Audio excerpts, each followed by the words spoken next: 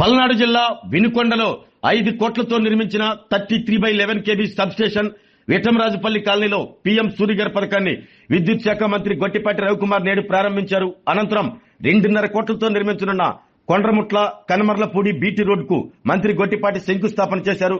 మంత్రి గొట్టిపాటితో chief whip GV Anjaneyulu, GDCCB chairman Makkela Mallikarjuna పాల్గొని మాట్లాడుతూ 6 నెలల్లో సెమీ ఇండోర్ సబ్స్టేషన్ ప్రజలకు అందుబాటులోకి తీసుకొస్తామన్నారు. ఈ సబ్స్టేషన్ నిర్మాణం పూర్తయితే చుట్టుపక్కల ప్రాంతాలకు లో వోల్టేజ్ సమస్యలు ఉండవన్నారు. 2 కిలోవాట్ల వరకు ఎస్సీ, ఎస్టీ వినియోగదారులకు ఉచితంగా సోలార్ కనెక్షన్లు అందిస్తున్నామని తెలిపారు. కూటమి ప్రభుత్వం అధికారంలోకి వచ్చిన తర్వాత ₹1 కూడా విద్యుత్ ఛార్జీలు పెంచలేదన్నారు. విద్యుత్ బిల్లులు తగ్గించి నిరంతరాయంగా విద్యుత్ సరఫరా చేసేందుకు కూటమి ప్రభుత్వం కట్టుబడి ఉందన్నారు. ఈ కార్యక్రమంలో మంత్రి గొట్టిపాటి రవికుమార్ వెంట అధికారులు, కూటమి నాయకులు, కార్యకర్తలు పాల్గొన్నారు.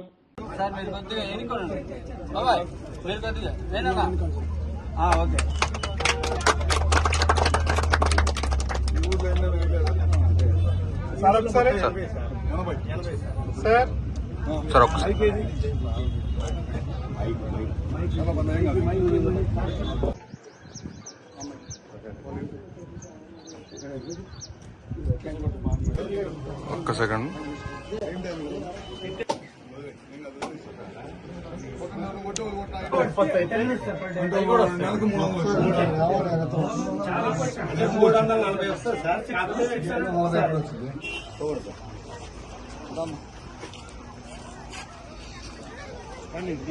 ఎస్సీ గారు రావాలా? మన ఊర్లో కూడా పెట్టించుకోవచ్చు అండి. ఊర్లో కూడా అందరూ 78,000 సబ్సిడీ వస్తుంది. 3 కిలోమీటర్లు పెట్టి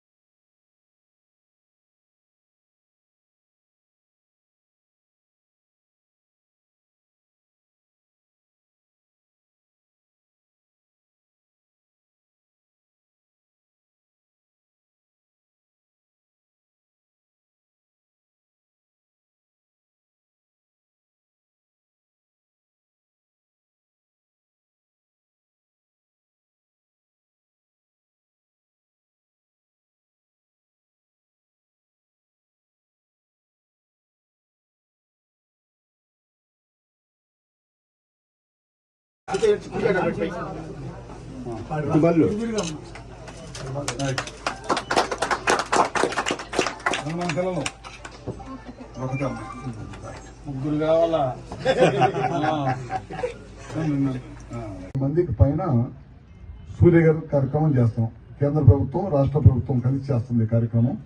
మన కాన్స్టిట్యున్సీలో కానీ మన జిల్లాలో కానీ 26,000 కనెక్షన్స్ ఇవ్వాలనేదే ఈ ప్రభుత్వ ధ్యేయం. ఫస్ట్ విడతగా దాదాపు రాష్ట్రం మొత్తం మీద అయితే 6 లక్షల కనెక్షన్స్ ఇస్తా ఉన్నాం. అవన్నీ కూడా త్వరగా కంప్లీట్ చేయించి ముఖ్యమంత్రి గారు 3 నెలల లోపల మొత్తం కనెక్షన్స్ ఇవ్వాలి. ఎందుకంటే డే లైట్ పగలున్న ఎండ ద్వారానే విద్యుత్తును తయారు చేసే అవకాశం భారతదేశంలో ఎక్కువ ఉంది. దేశం మొత్తం మీద ప్రధానమంత్రి గారు 1 కోటి కనెక్షన్స్ సబ్సిడీతో ఇస్తే ఒక ఆంధ్రప్రదేశ్లోనే 20 లక్షల కనెక్షన్స్ ఇచ్చారు. మన ముఖ్యమంత్రి గారు ఇలా అడగగానే వాటిని మనం తొందరగా ఉపయోగించుకుంటే కనుక మనకు ఉంటుంది. లేదు మనం వాడుకోకపోతే మిగతా పక్క రాష్ట్ర వాళ్ళు వాడుకుంటారు. అందుకని మనం ఎస్సీ గారు కానీ డిఈ గారు వీళ్ళందరూ ఉన్నారు, మన పార్టీ నాయకులు కూడా అందరూ ఉన్నారు కనుక ఎస్సీ ఎస్టీలకి మనం చేస్తున్నాము 100% ఫ్రీగా 2 కిలోవాట్లు. అట్లానే మీ ఊర్లో 300 యూనిట్స్ అట్లా కాదంటే కరెంటు 3 కిలోవాట్లు కన్నా చేసుకుంటే 78,000 సబ్సిడీ సెంట్రల్ గవర్నమెంట్ ఇస్తుంది. బీసీలకి అయితే ఈ 78,000 కాకుండా అదనంగా ఇంకొక 20,000 మనం 2 కిలోవాట్లు అయితే కిలోవాట్కి 30,000 అనమాట. 2 కిలోవాట్లు పెట్టుకుంటే వాళ్ళు ఇచ్చే 60,000 కాకుండా మనం ఇంకొక 20,000 ఇస్తాం. 3 కిలోవాట్లు అయితే సెంట్రల్ గవర్నమెంట్ 78,000 ఇచ్చింది, మనం ఇంకొక 20,000 ఇస్తాం బీసీలకి అయితే. ఇట్లా అన్ని వర్గాల ప్రజలకి, ఎందుకంటే మనకు అవకాశం ఉంది, మన భారతదేశంలో అవకాశం ఉంది. ఎండ ఉంటుంది, లైట్ ఉంటుంది మనకి డే టైము. ఆ లైట్ ద్వారా కరెంటు మన ఇంటి మీద ఉత్పత్తి చేసుకునే అవకాశం ఉంది కాబట్టి దాన్ని చేసుకోవడానికి మనం అవకాశం ఉంది. దాన్ని ఇమీడియట్ గా అందరూ కూడా ఉపయోగించుకోవాలి. గ్రామంలో ప్రతి వార్డు మెంబర్ ఉన్నారు ఇక్కడ చాలా మంది. వాటిలో కూడా ఒక 10-15 పెట్టిస్తే ఆటోమేటిక్ గా ఎవరికైతే కనపడుతుందో వర్క్ చేసిన తర్వాత దానివల్ల ఉపయోగం కనపడుతుందో మిగతా వాళ్ళు కూడా ముందుకు వస్తుంటారు అనమాట. అది ముఖ్యమంత్రి గారు ప్రత్యేకమైన దృష్టి పెట్టి ఈ కార్యక్రమాన్ని చేపించమని పదే చెప్తా ఉన్నారు. అదే కాకుండా ఆర్టీఎస్ఎస్ కింద ఇవాళ మనకి 12 ఫీడర్లు ఉన్నాయి మన కాన్స్టిట్యున్సీలో. 12 ఫీడర్లు 6 ఫీడర్లు చేసేసారు, పని అయిపోయింది. ఇంకొక 6 ఫీడర్లు చేపించాలి. మొన్న ఎస్టీల గ్రామాలకు వెళ్లే దగ్గర ఏదో ప్రాబ్లం ఉంటే సర్వే కూడా చేపిస్తున్నాము. అది కూడా సర్వే అయిపోయిన తర్వాత ఈ సమ్మర్ లో టోటల్ గా కంప్లీట్ చేపించాలని కోరుతా ఉన్నాం.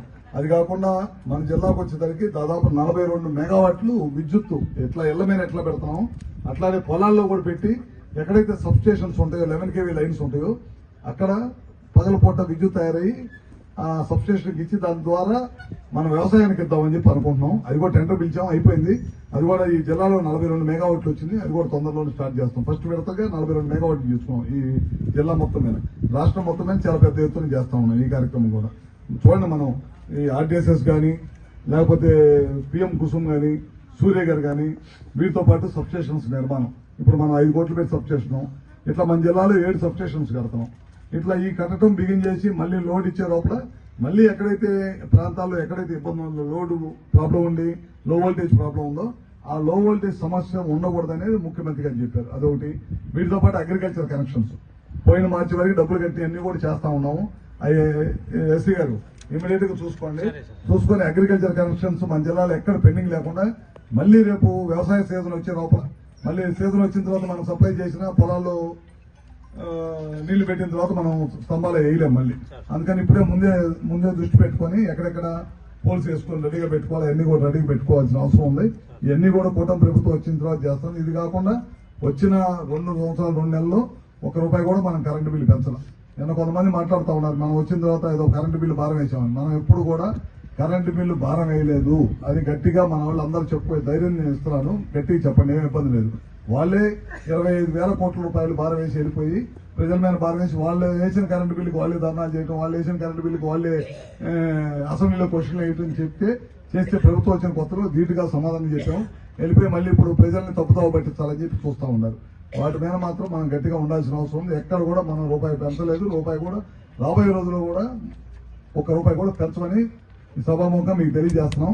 అదే కాకుండా గ్రూప్ నుంచి ట్రూ డౌన్ చేశాం. మనం 13 పైసలు తగ్గించాం. ముఖ్యమంత్రి గారు అయితే చాలా పెద్ద ఎత్తున టార్గెట్ పెట్టారు, ఇంకా తగ్గించాలి. మనం ఎలక్షన్కి వెళ్ళే లోపల 29 కల్లా మన సిస్టమ్స్ ని వాళ్ళు చెడగొట్టిన సిస్టమ్స్ అన్ని కరెక్ట్ చేసి మనం ఇంకా కరెంటు బిల్లు తగ్గించే ప్రయత్నం గట్టిగా చేయాలన్నాడు. కరెంటు బిల్లు తగ్గిస్తా, క్వాలిటీ పవర్ కూడా ఇవ్వాలి. 24 గంటల కరెంట్ ఉండాలి ప్రజలకి, వ్యవసాయానికి కరెంట్ ఉండాలి, ఇండస్ట్రీస్ కరెంట్ ఇవ్వాలి. ఇవన్నీ ఇవ్వాలంటే చాలా కష్టపడి పనిచేసి సిస్టమ్స్ చెడగొట్టిన విద్యుత్ వ్యవస్థను అన్నింటినీ కూడా గాడిలో పెట్టి కార్యక్రమాలు అన్ని చేస్తున్నాం. రాబోయే రోజుల్లో కూడా మన జిల్లాకు కానీ మన కాన్స్టిట్యున్సీకి కానీ ఎక్కడన్నా ఏది ఉన్నా సరే పవర్ డిపార్ట్మెంట్ కి సంబంధించింది ఎక్కడ లో వోల్టేజ్ లేకుండా ఎక్కడ ఏది ఇబ్బంది ఉన్నా నా వంతు తప్పకుండా సహాయ సహకారాలు అందిస్తామని చెప్పి కూడా తెలియజేసుకుంటూ ఎస్సీ గారిని ఎమ్మెల్యే గారిని మరొకసారి చెప్తా ఉన్నాను. మన సూర్య గారు మాత్రం ఇచ్చిన టార్గెట్ ని కంప్లీట్ చేయించండి. మళ్ళీ ఎవరికైనా కొత్తగా పెట్టుకుంటామని ముందుకు వస్తే కనుక వాళ్ళందరికీ తప్పకుండా చేస్తామని చెప్పి తెలియజేస్తున్నాం. ఇదేనండి. ఆరోగ్యమే మహాభాగ్యం అంటారు, కానీ ఆరోగ్యాన్ని నమ్మకంగా కాపాడే స్థానం ఎక్కడ? ఇది ఒంగోలులో మీకు దగ్గరగా మన Venkataramana nursing home private limited. Caring your life 54 ఏళ్ల విశ్వాసంతో ఇది ఒక హాస్పిటల్ కాదు, ఇది ఒక విశ్వాసం. 3 తరాలుగా వేలాది కుటుంబాలను ఆరోగ్యంగా నిలిపిన ఆదరణ. మా నిపుణుల వైద్య బృందం మా దగ్గర అనుభవం కలిగిన బృందంలో అందించే సేవలు neurosurgery, general medicine, diabetes, pulmonologist, general surgery, ophthalmology, urology, orthopaedic, ENT, paediatrics, dental surgery, anaesthesiology, gynaecology, cardiology, emergency మరియు క్రిటికల్ కేర్. ఒంగోలులో ఆరోగ్యానికి ఒక కొత్త శకం ప్రారంభమవుతుంది. వెంకటరమణ ఐ హాస్పిటల్ ప్రారంభించబడింది.